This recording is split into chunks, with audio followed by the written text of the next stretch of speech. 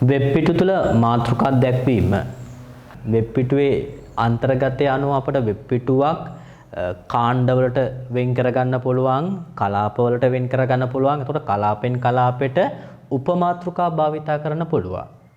ඒ වගේම වෙබ් පිටුවේ අන්තර්ගතයට සමස්තයටම පොදු වන මාතෘකාවක් වෙබ් පිටුවේ ඉහළ ඉදිරිපත් කරන්න පුළුවන්.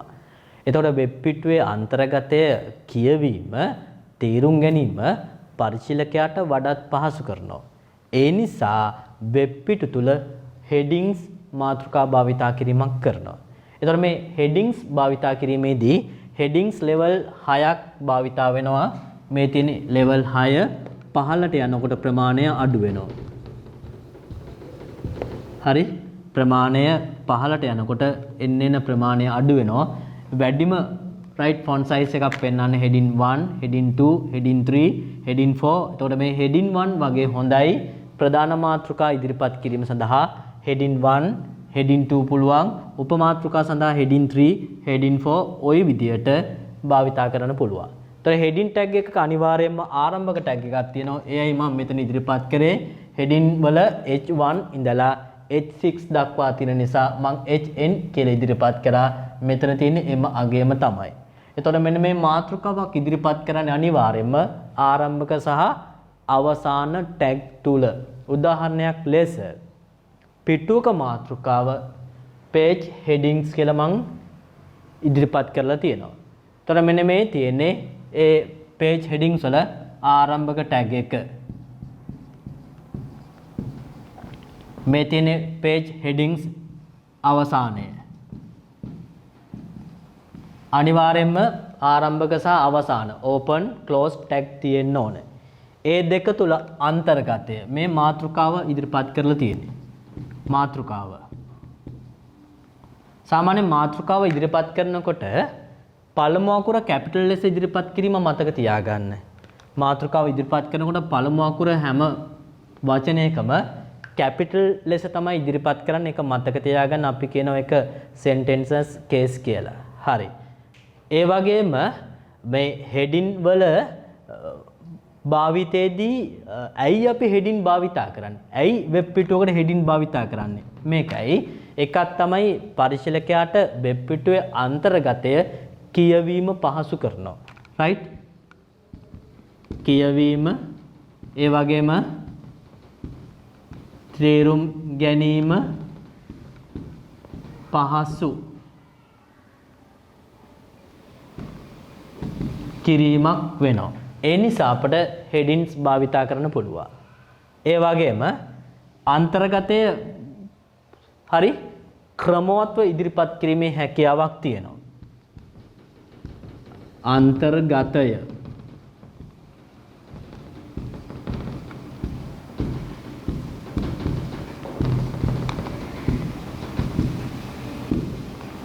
අන්තර්ගතය ක්‍රමවත්ව ඉදිරිපත් කිරීම. ඒ ක්‍රමවත්ව ඉදිරිපත් කරන නිසා තමයි පුතා කියවීම, තේරුම් ගැනීම පහසු වෙන්නේ.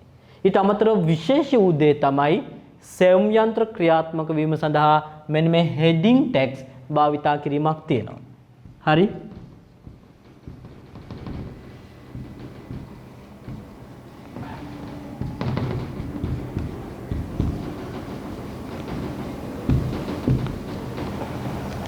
සෙවුම් යන්ත්‍ර ක්‍රියාකාරීත්වය සඳහා heading tags තුල අන්තර්ගතය සෙවුම් යන්ත්‍ර විසින් භාවිතා කරනවා. උදාහරණයක් විදිහට හිතන්නකෝ ඔබ හදන වෙබ් අඩවියේ පිටු 20ක් තියෙනවා. පිටු 20 අන්තර්ගතයට heading tags භාවිතා කරලා තියෙනවා. එතකොට ඡේද අන්තර්ගත කරලා තියෙන ඒ ප්‍රධාන මාතෘකා උපමාතෘකා යටතේ. එතකොට මාතෘකා උපමාතෘකා සියල්ලම සෙවුම් යන්ත්‍ර විසින් සෙවුම් ක්‍රියාරීමේ ක්‍රමවේදයට අදාළව ඉන්ඩෙක්ස් කියන දත්ත වගුවක ඇතුළත් කරලා තියෙනවා. එතකොට මේ සෙවුම් යන්ත්‍ර භාවිතා කරන්නේ මේ ඉන්ඩෙක්ස් කියන වගුව සූචිය. එතකොට ඒ සියලුම මාතෘකා උපමාතෘකා මෙන්න මේ ඉන්ඩෙක්ස් තුල තියෙන නිසා සෙවුම් යන්ත්‍ර වලට හරි පහසුයි යම්කිසි කෙනෙකු සොයන යම් අන්තර්ගතයක් මේ මාතෘකා අනුබද්ධෙන් සෙවුම් ක්‍රියාවලිය ඉක්මනට කරලා ප්‍රතිඵල තුල අපේ වෙබ් පිටුවද ඇතුළත් කරන්න. ඒ නිසා සෑම වෙබ් අඩවියකම ඔබ නිර්මාණය කරන සෑම වෙබ් පිටුවකම heading text භාවිතය අතිශයින්ම වැදගත් වෙනවා සෙවුම් ක්‍රියාවලිය කඩිනම් කර ගැනීම සඳහා. තේරුණා නේද? හරි. මීට පස්සේ අපි ඉදිරිපත් කරන්නම් headings 1 2 3 4 5 අනුව කොහොමද එකින් එකට ඒවායේ විශාලත්වය වෙනස් වන්නේ කියලා. හරි. HTML notepad එක අරගෙන සාමාන්‍ය notepad එක ගන්න Windows තුල ගිහිල්ලා notepad සොයන්න නැත්නම් මෙතන search යටතේ notepad කියලා type කරාම ඔබට notepad එක භාවිතා කරන්න පුළුවන්. මෙය සාමාන්‍ය වැඩසටහනක් වෙබ් පිටු නිර්මාණය සඳහා අපි භාවිතා කරනවා. මේ notepad එක තුල මේ ආකාරයට කේත ඇතුළත් කරගන්න වෙබ් පිටුව සඳහා. ඒතර HTML tag යටතේ head කලාපය, body කලාපය අන්තර්ගතයි. මට අවශ්‍ය වෙනවා මාතෘකාව ඇතුළත් කරන්න. මාතෘකාව ඇතුළත් කරන්නේ වෙබ් පිටුවක body කලාපය තුල. මම ඒ සඳහා භාවිතා කරනවා headings h1 ඉහළම මට්ටමේ මාතෘකාව ආකෘතිය. අපි ගමු rom types කියලා. rom types memory වර්ග read only memory වර්ග ගැන තමයි මම වෙබ් පිටුව කරන්නේ. closing tag එක h1. එතකොට මේ තියෙන්නේ ආරම්භක බ්‍රැකට් එක. අනිවාර්යයෙන් මේකට අවසාන බ්‍රැකට් එකක් තියෙන්න ඕන. මේ තියෙන rom type කියන මාතෘකාව. දැන් මෙතන rom type කියන මාතෘකාවක් තමයි අන්තර්ගත වෙලා තියෙන්නේ. මාතෘකාව සම්බන්ධයෙන් ඡේදයක් ඇතුළත් කිරීම අනුතුරුව මා සිදු කරනවා. ඒ සඳහා paragraph tag එක භාවිතා කරන්න පුළුවන්.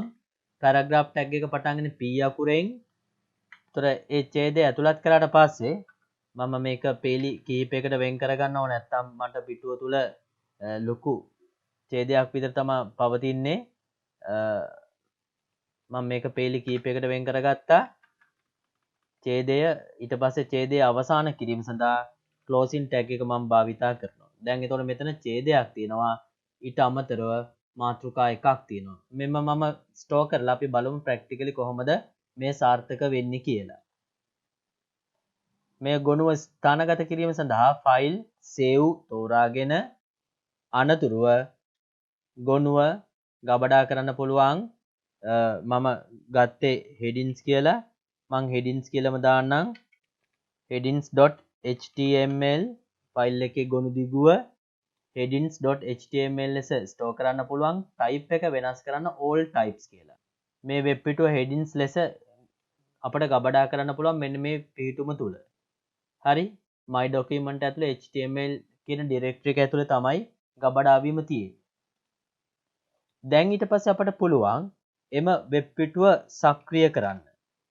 ඒ සඳහා my document තුලට යනවා. html කියන directory එක ඇතුලට යනවා.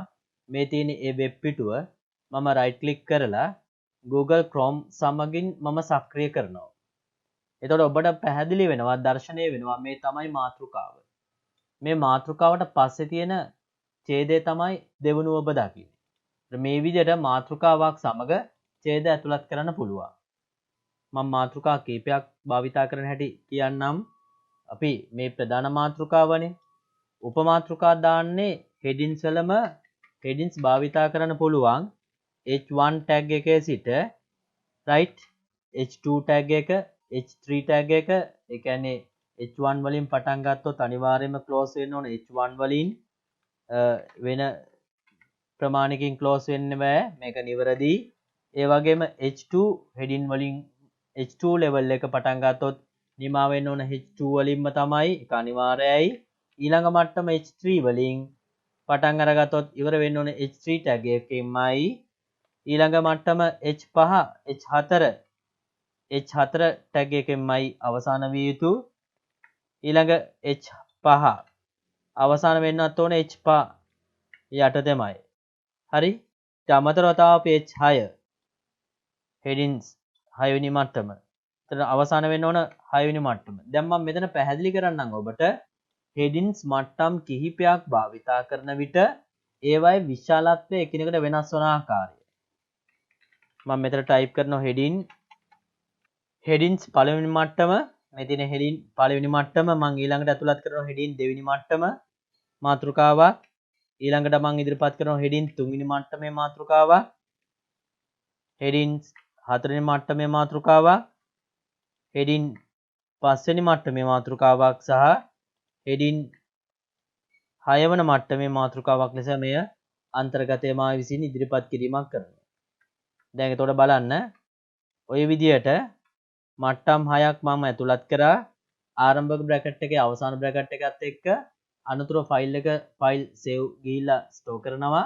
දැන් මට පුළුවන් පෙර නිර්මාණය කර වෙබ් පිටුවම නැවත ලබා ගන්න මේ මාතෘකා මට්ටම් 6 සමගි. පිටුව රීලෝඩ් කරනවා. පිටුව රීලෝඩ් කරොත් ඔබට දැర్శණය වෙනවා මේ තියෙන මාතෘකා මට්ටම් 6. මාතෘකා මට්ටම් 6 heading 1 වල විශාලත්වයත් heading 2 heading 3 heading 4 heading 5 heading 6 ඒවායේ විශාලත්වය එකින් එක වෙනස් වන ආකාරයත් දැర్శණය කරගන්න. ওই විදිහට තමා එම ආකෘතිය භාවිතා කළ හැක්කේ. එතකොට ඔබට පිටුවේ අවශ්‍ය පරිදි heading මට්ටම මාතෘකා මට්ටම භාවිතා ගත්තොත් ඊට අනුකූලව heading වල ප්‍රමාණය අකුරු හැඩතලෙහි ප්‍රමාණය වෙනස්ව භාවිතා කරන්න පුළුවන්. පැහැදිලි ඇති කියලා මම හිතනවා. වෙබ් පිටු තුල මාතෘකා ඉදිරිපත් කිරීමේදී heading tags භාවිතා කරන්න පුළුවන්. ඒතර heading tags භාවිතා කිරීමේදී අවශ්‍ය නම් ආරම්භක tag අපි කියන open tag තුල උපලක්ෂණ භාවිතා කරන්න පුළුවන්. මේ තියෙන්නේ උපලක්ෂණ භාවිතා කිරීම. මෙතන ආරම්භක tag එක තුල උපලක්ෂණ align භාවිතා කරලා තිනවා. align කියන්නේ අදාළ මාතෘකාව පිටුව තුල පේලියට අපි කියනවා තිරස්ව දිශා ගැන්වීම. ඒතර තිරස්ව දිශා ගන්වල තියෙන්නේ මැදට සෙන්ටර් දීලා තියෙන්නේ තිරස්ව මැදට දිශා ගන්වල තියෙන්නේ. පැහැදිලිද? මේ විදියට headings වල ආරම්භක tag එකේ උපලක්ෂණ සහ උපලක්ෂණ වලට අදාළව අගය ඉදිරිපත් කරන්න පුළුවන්. ඒතර මේ ඉදිරිපත් කරේ එක උපලක්ෂණයක් උපලක්ෂණ අවශ්‍ය පරිදි භාවිතා කරමින් මාතෘකා වෙබ් පිටුව තුල පෙළගස්වන හැකියාවක් තියෙනවා. HTML මාතෘකා එහෙම නැත්නම් heading සමග උපලක්ෂණ භාවිතා කිරීම. මේ තියෙන්නේ සරල වෙබ් පිටුවක්. මේක තුල heading 1s අන්තර්ගත වෙලා තියෙනවා. මම මේ යටතේ h1 ආරම්භක tag එක තුල සරල උපලක්ෂණයක් ලෙස align භාවිතා කිරීමක් මම දක්වනවා. align භාවිතා කරන්නේ මේ මාතෘකාව පිටුව තුල දිශාගත කිරීම සඳහා. ඒතර align භාවිතා කිරීමේදී single quotes තුල තමයි අගය පෙළගස්වන්න ඕන. සාමාන්‍ය මාතෘකාවක් වෙබ් පිටුව වම්පසට දිශා ගැන්විලා තියෙනවා. මේ අවශ්‍ය පරිදි දිශාගත කරන්න පුළුවන්. ඒතර වම්පසට තියෙන මාතෘකාව මැදට දිශාගත කිරීම සඳහා center භාවිතා කරන්න පුළුවන් වෙනවා. මැදට දිශාගත කිරීම සඳහා center භාවිතා කරන්න පුළුවන්. මෙය ස්ටෝර් කරොත් right ඊට පස්සේ මේක ක්‍රියාත්මක කරන්න පුළුවන්. මේ වෙබ් පිටුව මම රීලෝඩ් කරනවා මේ බටන් එක ක්ලික් කරලා. එතකොට ඔබට පැහැදිලි මාතෘකාව මැදට දිශා ගැන්විලා තියෙන්නේ. ඒ වගේම නැවත මේක වෙනස් කරන්න පුළුවන්. දකුණු කෙළවරට දිශාගත වන්න right අගය align කියන උපලක්ෂණයට ඇතුළත් කිරීම ප්‍රමාණවත් වෙනවා. ෆයිල් සේව් කළා. ඊට පස්සේ page එක රීලෝඩ් කළොත් දැන් මාතෘකාව දකුණු කෙළවරට දිශා ගැන්විලා තියෙනවා. නැවත අවශ්‍ය නම් වම් කෙළවරට මෙතන භාවිතා කරන්න පුළුවන් left කියන අගය. right හැබැයි left කියන අගය භාවිතා නොකලත් වම් පසට දිශා ගැන්වීම පමණයි සිදු වෙන්නේ. දැන් ඔබට පැහැදිලි ඇතැයි මම හිතනවා. පැහැදිලි නේද? මේ සංකල්පය ප්‍රායෝගිකව කරලා බලන්න. ඡේද වෙබ් පිටු තුළ මාතෘකා යටතේ ඡේද ගණනාවක් තුළ ලිඛිත අන්තර්ගතය ඉදිරිපත් කරන්න පුළුවන්. යම්කිසි ලිඛිත අන්තර්ගතයක් කොටස් වලට වෙන් කරලා ඡේද ලෙස ඉදිරිපත් කරනකොට එය පරිශීලකයාට කියවීම පහසු වෙනවා. සහ එයා කැමැත්තෙන් අපි ඉදිරිපත් කරන වෙබ් පිටුව කියවනවා. අපි පුළුවන් තරම් වෙබ් පිටුව නිර්මාණය කිරීමේදී පරිශීලකයා අපේ වෙබ් පිටුව කියවීම නතර කරලා යන එක නතර කරන පරිදි වෙබ් පිටුවේ ලිඛිතාන්තර්ගතය හා අනිකුත් බහුමාධ්‍ය භාවිතා කිරීම කරනවා. දැන් ඡේද ඉදිරිපත් කිරීමේදී අපි භාවිතා කරන්නේ P කියන ටැග් එක අපි කියන මේකට paragraph tag කියලා. එතකොට මේ paragraph tag එක ආරම්භක tag එක. මෙතන තියෙන ආරම්භක tag එක. මේ තියෙන අවසාන tag එක. හරි. ඒ ටැග් දෙක තුල තමයි ලිඛිත අන්තර්ගතය ඉදිරිපත් කරලා තියෙන මේ තියෙන අන්තර්ගතය. එතකොට මතක තියාගන්න පැරාග්‍රාෆ් ටැග් යුගල තුල තමයි ඡේද ඇතුළත් කරන්නේ. මෙතන නම් මම භාවිතා කරේ තනි පේලියක්. පේලි ගණනාවක ඡේදයක් ඇතුළත් කිරීමේ හැකියාවක් තියෙනවා. හරි. එතකොට ඡේද ඇතුළත් කිරීමේදී සෑම ඡේදයක්ම පැරාග්‍රාෆ් ටැග් එකක් භාවිතා කරනවා නම් 9 පේලියකින් ඇතුළත් වෙනවා. මතක තියාගන්න මීට පෙර බහුවර්ණ ප්‍රශ්නවලදී මේ සංකල්පය අන්තර්ගත වුණා. මේවා ප්‍රශ්න කිරුණා. ඒ නිසා පැරාග්‍රාෆ් භාවිතයේදී සෑම පැරාග්‍රාෆ් එකක්ම අලුත් පේලියකින් තමයි ආරම්භ වෙන්නේ. 9 පේලියකින් ආරම්භ වෙයි. ඒ වගේම සෑම ඡේදයකට පෙර සෑම ඡේදයක් ඇතුළත් කිරීමට පෙර ඒ වගේම සෑම ඡේදයක් ඇතුළත් කිරීමෙන් පස්සේ හිස් පේලියක් අපි කියනවා බ්ලැන්ක් ලයින් එකක් ඇතුළත් වෙනවා. රයිට්? බ්ලැන්ක් ලයින් එකක් ඇතුළත් වෙනවා ඡේදයකට පෙර ඡේදයකට පස්සේ. ඒක දෙවෙනි කාරණය. එතකොට මේ ඡේදයක් තුල අතිරේක ස්පේස් දැම්මත් අතිරේක අපි ස්පේස් ගණනාවක් දැම්මට ලයින් ස්පේස් ගණනාවක් ඇතුළත් කරා කියලා ඒක ක්‍රියාත්මක වන්නේ නැහැ. තේරුණාද? මම ඒක ප්‍රායෝගිකව ඉදිරිපත් කරන කොටස තුල පැහැදිලි කරන්න පුළුවන්. ඡේදයක් තුල ස්පේස් වැඩිපුර ප්‍රමාණයක් දැම්ම කියලා එය ප්‍රතිදානය වන පිටුව තුල ඒ ස්පේස් පෙන්නන්නේ නැහැ.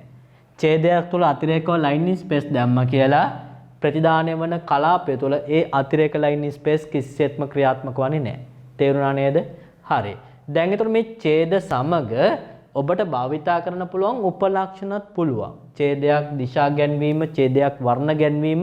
හොඳයි දැන් අපි ඊළඟට බලමු කොහොමද ඡේද තුල උපලක්ෂණ භාවිතා කරන්න කියලා. ඡේද ඉදිරිපත් කිරීම සඳහා ප්‍රායෝගික දර්ශනයක් අපි බලමු. මුලින්ම මට අවශ්‍ය වෙනවා වෙබ් පිටුව නිර්මාණය සඳහා මම භාවිතා කරන HTML ටැග්ස් දෙකම ආරම්භක ටැග් එක සහ අවසාන ටැග් එක. ඒ තුල මම පෙළගස්සනවා හෙඩ් කලාපය. රයිට්? හෙඩ් කලාපයේ අවසානය ක්ලෝසින් ටැග් එක මම විසින් සඳහන් කරා. ඒ වගේම පිටුව දැක්වීම සඳහා බොඩි ටැග් භාවිතා කරන්න පුළුවන්. ඒ වගේම පිටුවේ අවසානය බොඩි ක්ලෝසින් ටැග් සමගින් නිරූපණය කරන්න පුළුවන්. ඒතර මෙන්න මේ බොඩි කලාපය තුල තමයි ඡේද භාවිතා කරන්නේ. හෙඩ් කලාපය තුල ඡේද දැක්වීමක් කිසිසේත්ම සිදුවන්නේ නැහැ. මා විසින් කොපි කරනලා මම මෙතන පැරාග්‍රාෆ් ඉදිරිපත් කිරීම සඳහා p ටැග් එක භාවිතා කරනවා. ඒතර ඒ ඉදිරිපත් කරන ඡේදයේ අවසානයේ අනිවාර්යයෙන්ම ක්ලෝසින් ටැග් එක අවසාන ටැග් එක පැරාග්‍රාෆ් එක තියෙන්න ඕනමයි. රයිට්? එතකොට මම මේ කලාපයට ඇතුළත් කරනවා මා පිටපත් කරන ලද ඡේදයක්. මේ තියෙන මා විසින් පිටපත් කරන ලද ඡේදයක්. එතකොට මේක ආරම්භක ටැග් එක වෙනවා පුතා. ඡේදය අනතුරුව මේ අවසාන ටැග් එක ලෙස දැක්වෙනවා ඔබට. ඊට අමතරව මම මේ පිටුවට අතිරේකව ඇතුළත් කරනවා මාතෘකාවක්. ඒ මාතෘකාව ඇතුළත් කිරීම සඳහා h1 ටැග් යුගල මම භාවිතා කරනවා h1 closing ටැග් එකත් සමග. මම මාතෘකාව ලෙස paragraph කියලා එම කලාපය තුළ අන්තර්ගත කරනවා. දැන් ඒතර මේක බලන්න ආසන්න පේලි තුල තමයි තියෙන්නේ. මේ ගොනුව සකස් කරලා නිමා කරලා තියෙන්නේ. දැන් අපට ඊළඟ අදියර මෙය වෙබ් පිටුවක් ලෙස ගබඩා කිරීම. ෆයිල් සේව් තෝරා ගනිමින් වෙබ් පිටුවක් ලෙස ගබඩා කරන්න පුළුවන්. මම වෙබ් පිටුවේ නම paragraph කියලා ඇතුළත් කරා. ඒතර ගොනු දිගුව .html ලෙස ඇතුළත් කරන්න. අනතුරුව all files කියන එක තෝරගන්න. අනතුරුව ඔබට මෙන්න මේ පිටුම තුල ගබඩා කරන්න පුළුවන්. මේ my document වල html කියන ෆෝල්ඩර් එක තුල තමයි ගබඩා කිරීම සිදු වෙන්නේ. දැන් මම ෆෝල්ඩර් එක තුල ගබඩා කරලා ඉවරයි. මට වෙබ් පිටුව ලබා ගැනීම සඳහා මම my document මම ලබා ගන්නවා. document ලබාගෙන document තුල තියෙනවා html directory එක තෝරගත්තා. මේ තියෙන්නේ paragraph කියන පිටුව. මේ මම Windows මේ මම Google Chrome වෙබ් බ්‍රවුසර් එක සමගින් සක්‍රිය කරන. එතකොට ඔබට පැහැදිලි මේ තියෙන්නේ ඡේදයේ මාතෘකාව. මේ තියෙන්නේ මා විසින් ඇතුළත් කරන ලද ඡේදය. එතකොට මේක ඡේදයේ තනි පේලියකට තියෙන්නේ. මට මේ ඡේදයේ තව පේලි ගන්න වැඩි කර ගන්න අවශ්‍ය නම් බලන්න මෙතන ඡේදය ඔබට දැర్శණීය වෙන්නේ තනි පේලියකින්. හැබැයි කේතකරණය තුල තිබුණේ මේක පේලි 3කින්. එහෙනම් දැන් තේරුම් ගන්න ඡේදය අවශ්‍ය පරිදි අපි මෙතන දක්වන විදිහට පේලි ගණනකින් දැම්ම කියලා දර්ශනීය වෙන්නේ නැහැ පේලි ගණනකින්. පිටුවේ දිග පළල අනුව තමයි පේලි ගණන තීරණය වෙන්නේ. මේක තනි ඡේදයක් එකට තියෙනවා. ඒතකොට ඡේදයේ අන්තර්ගතය අනුව තමයි එය ආකෘතිය සකස් වෙන්නේ. Microsoft Word වල තියෙනවා rand කියන ෆන්ක්ෂන් එකක් ඡේද ජනනය කිරීම සඳහා.